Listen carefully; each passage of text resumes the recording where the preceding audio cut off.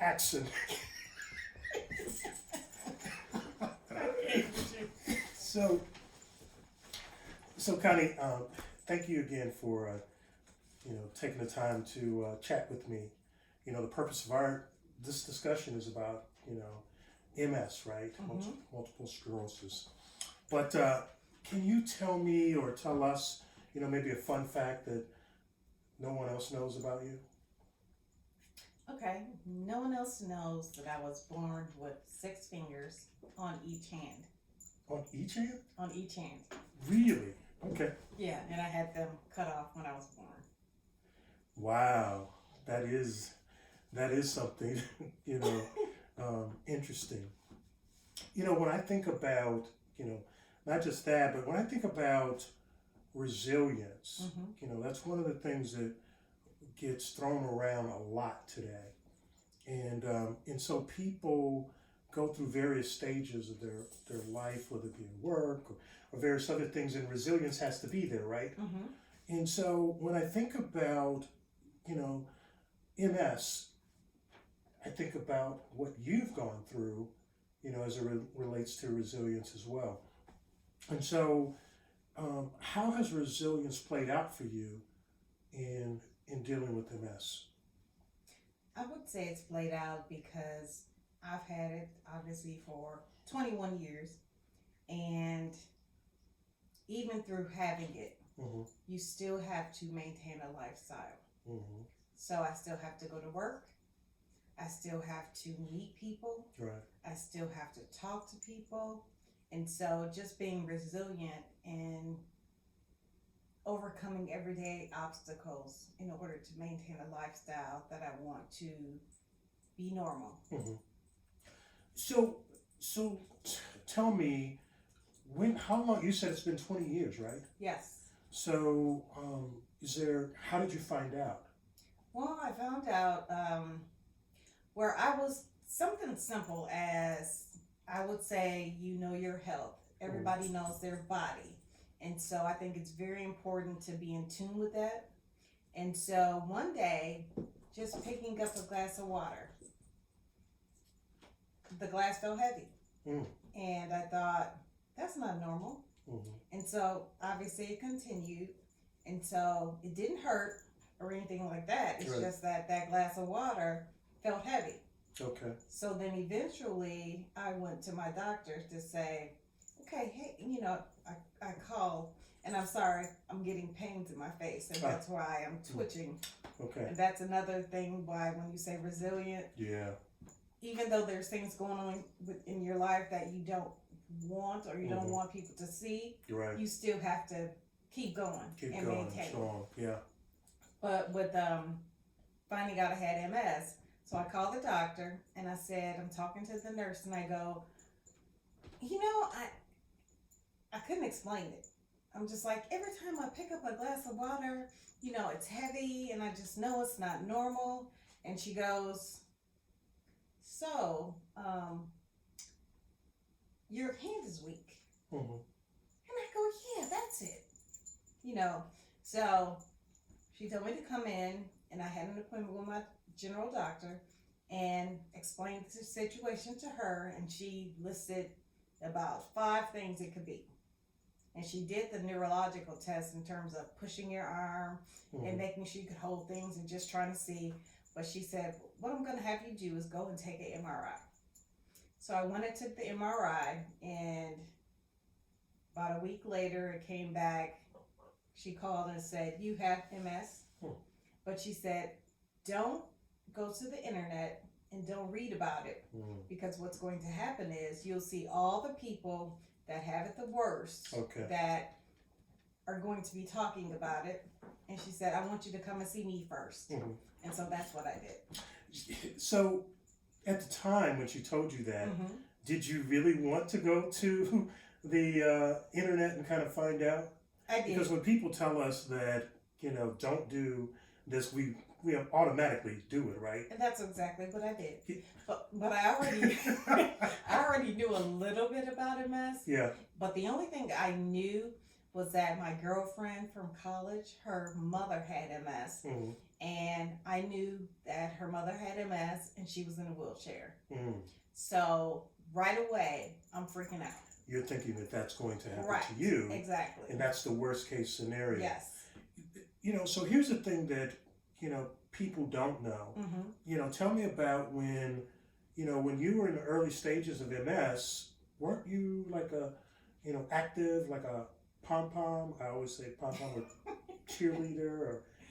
I was a cheerleader in high school. Right. But that's not when I had MS. That's not when you had MS. Yes. Okay. So you were able to do a number of the different things then, and it was, later that you discovered that you had the MS piece Yes. of it. And I probably had it before. Mm-hmm. I just don't know when I had it. Mm-hmm. But I had a list of questions. I'm not going to go through all of them, but I wanted to, just kind of ask you about, was there a significant milestone that, or breakthrough that you've experienced in your MS journey that, maybe could help some other people? I would say breakthrough or milestone. Physically, things have happened, but I think mentally, I'm more aware of it, Mm-hmm. and I feel like I want to be more of an advocate for it. Yeah. Whereas when I was younger, or 15 years ago, I wasn't interested. I didn't care who knew about it. Right. If somebody asked me, I would tell them. Mm-hmm. But it's not something I would automatically tell people. Mm-hmm. Is that because you didn't want to be looked at differently, or why was it that you didn't want to tell people? It wasn't. Okay, let me say it's not that I didn't want to tell people. I didn't want to proactively tell people. Okay. I didn't mind if people knew. I didn't have a problem with that. Mm-hmm. I just, wouldn't say, "Hey, I have MS." Yeah. Did you know I have MS? So it never came So up. it's not like it's a billboard Right. you're walking around. Exactly. I've got MS, Exactly. ladies and gentlemen. So with that being, the case, what advice would you give for new people that have been, or people that have newly been diagnosed with MS? If you're newly diagnosed with MS, I would say take your medicine. Because the medicine is there to prevent you from having exacerbations. So I would just say keep up with that. Be in tune with your health and what's going on. Make sure you contact your doctor if you have any issues. Nothing's too large or too small. They should know about it. And I would say if you have kids or have a family, make sure you let them know. And also let them be involved. Okay. So one thing I did with my daughter is I found out I had MS when she was 3 years old. Oh my God. And so she would, help me with my injections. Mm-hmm. And she didn't really do a whole lot. Right. But what she did was she would, be at home when I had to take them. Mm-hmm. I gave myself an injection in my thigh on Fridays, and then she would take the little cotton swab with alcohol and wipe my leg, and so she really thought she was doing something. Oh wow. You might want to put that mic. I just noticed in your ear. It fell out. No. So here's the other thing. So you had her helping you with a lot of that. Mm-hmm. Would you say there's one thing that you do that people probably wouldn't know that you have MS, and that's travel, right? Yes. So, and is that one of the things that you like to do for fun, or? Yes. So one thing I like to do is travel, and I have a group of friends that I travel with, and I'm able to do almost everything. I go out of the country. A lot of times. A right? lot of times.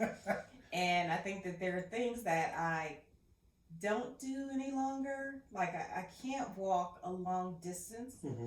So the airports and the airlines, they are very, helpful. Yeah. You can get a wheelchair and they will push you up to the gate. And then, from there I could walk on the plane and I could walk. I just, Hare Airport is really a big place, and so trying to walk from here to there, you don't want to have to deal with that or be stressed about it. Just take a wheelchair. It's no problem. And one of the reasons I asked you to talk about that is because sometimes, because we're talking about resilience, which is, continuing to move forward in spite of. And I think that many people that get into some sort of health challenges will pull back, right? And not want to do the things that they used to do before in terms of traveling and things like that. Because I think that you could even encourage, some listeners and some people who are potentially watching this, that, on one of your trips to, I think, Vegas, you were able to still do your travel. And how was that? How did you do that? Well, it's really interesting. So I would say that I have a group of friends and family that encourage me. Because probably if I had to go on my own, the first thing I would say is, no, I'll pass on this trip. But they say, get up and go. As long as you got the money to pay, you can go. So going to Vegas, I went to Vegas probably 3 years ago. And my sister ran the marathon. And so at that point, I was able to walk, but I was like, man, this is a lot. Right. And so I said at the end, Vegas, it's wonderful, but it doesn't owe me anything. So I said I would never go back. But then for my 50th, and with COVID, and it was right after COVID, and, we said, we're not going out of the country. And they said, well, what about Vegas? And, my girlfriend calls me and says, you know what? Have you ever thought about a wheelchair? Or not a wheelchair, a scooter. Yeah. And I go, no, that's a great idea. So were you popping willies with the wheelchair? Almost. I told them if I go and I get a wheelchair for my 50th, not a wheelchair, if I get a scooter, I want it blinged out and I want it to look great. So I had eyelashes on it. I had, feathers, and it was just gaudy, but it was really nice. And I think that it was just great. And I think that that's one of the things that, when we talk about encouraging people, right? Because you could have said, no, right. I'm going to let my MS get to me. I'm not going to do it. But that actually didn't happen. Right. And you continue to do it, right? Right. So do you think that it's really important to have a village? Or let me ask the question, how important is a village to you when you're dealing with something like this? I think it's extremely important because they will motivate you. They will encourage you. Not only traveling in the trip, I can remember a time when my daughter graduated from college and I was having a big barbecue for her. And of course, I woke up and I had, 9 o'clock. My brother pulls up, my sister pulls up, my niece pulls up, and they were all there, like, ready to help me. And I was still trying to do too much. Yeah. But then my daughter was like, just sit down. Yeah.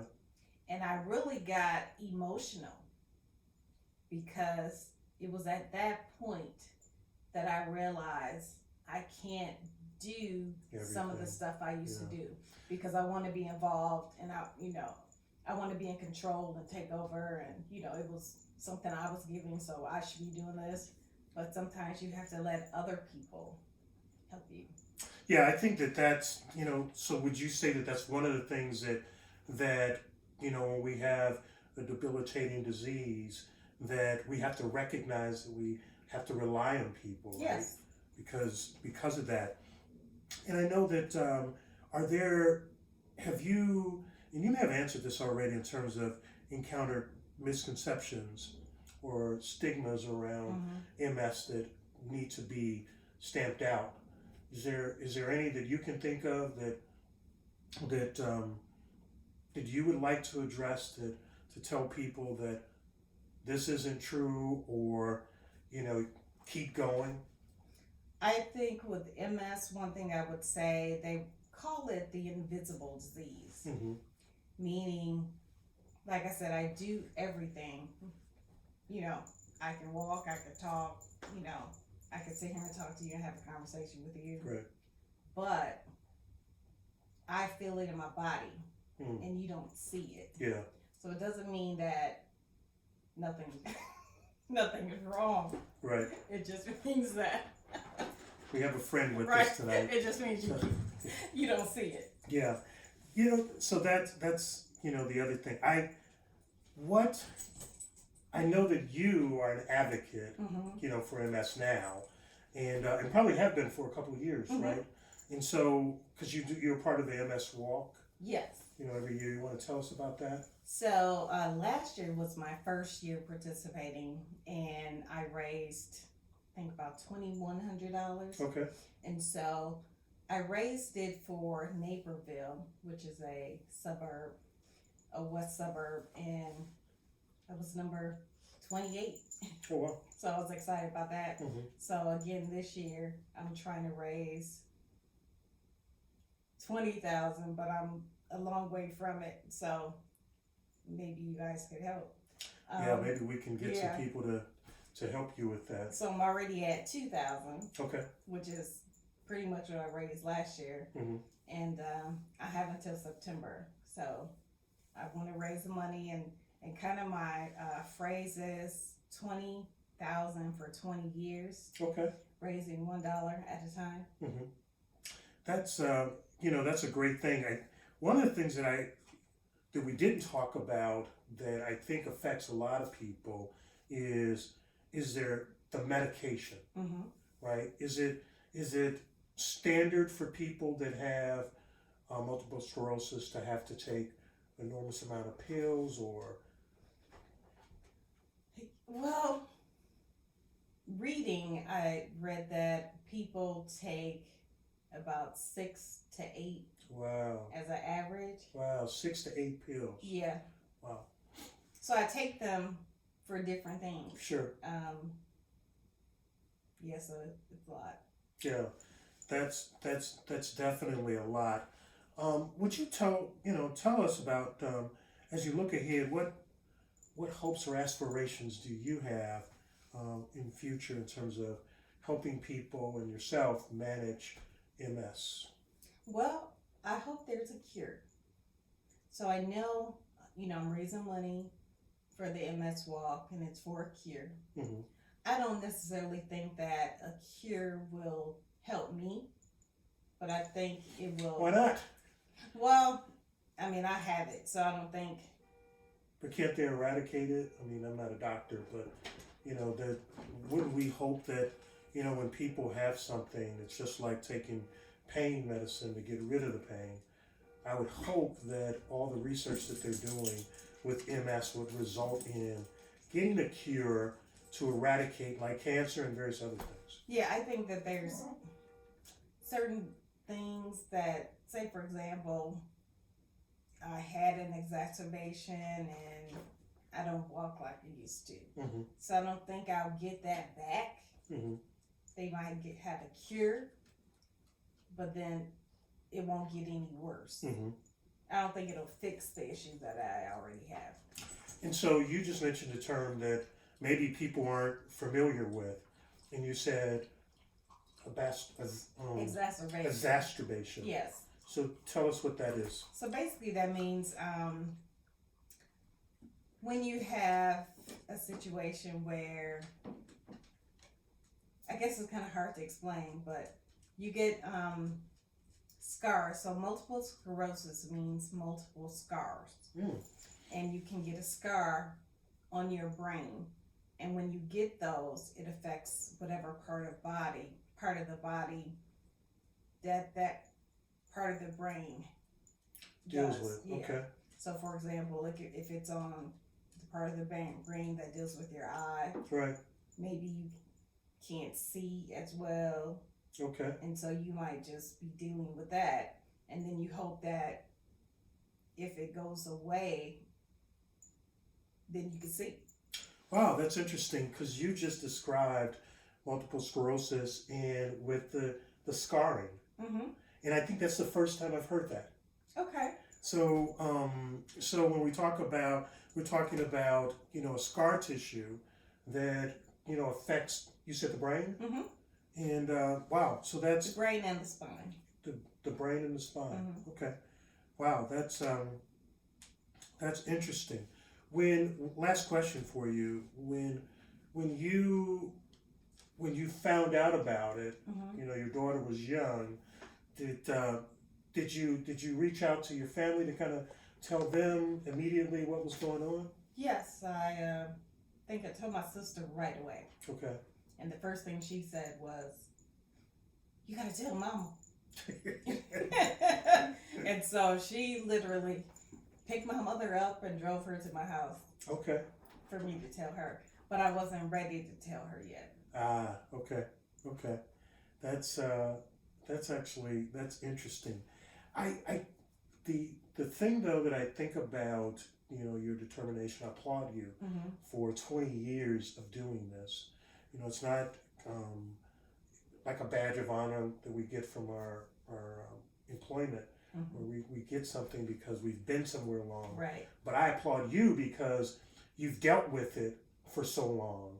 And many people, until they see this, or they see that you're collecting money on social media platforms, Mm-hmm. we want people to give, for your walk, your MS walk, which is coming up in May 5th. May 5th.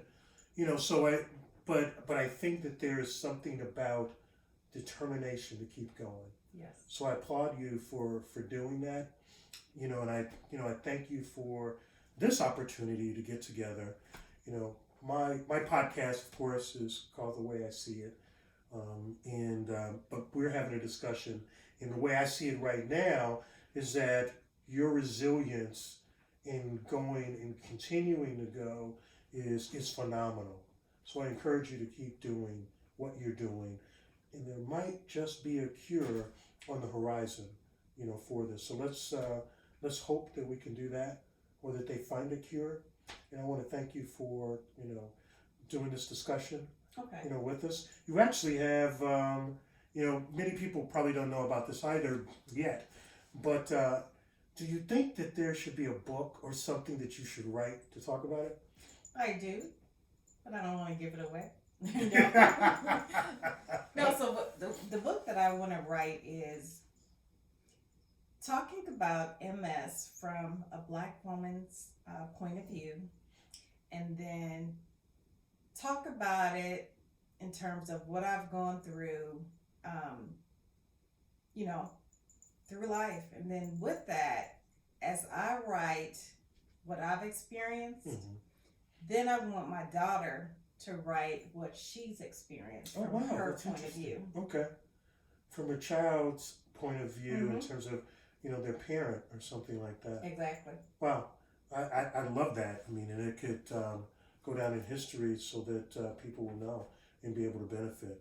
Well, I thank you, Connie, for, taking the time to talk about this, as well. So much success, so continued success to you in what you're doing. And continue to inspire And then people. I have one last thing to say. Okay. I have MS, but MS doesn't have me. I love it. I love it. On that, we'll end